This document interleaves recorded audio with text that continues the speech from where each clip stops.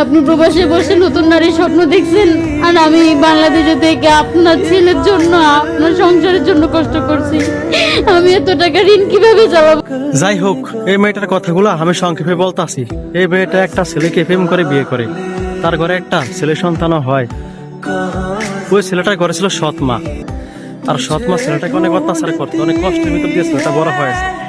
এই মেয়েটা যখন প্রেম করে বিয়ে করে তখন পরিবার মেনে নেয়নি, তারা আলাদা বাসা একটা নিয়ে ভাড়া ছিল।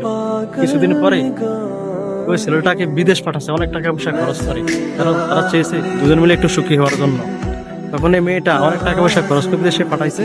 পাঠানোর পরে ছেলেটা এখন হয়তো অনেক টাকা পয়সা ইনকাম করতেছে, কিন্তু এই মেয়েটা আর কোনো কিছু নেয় না।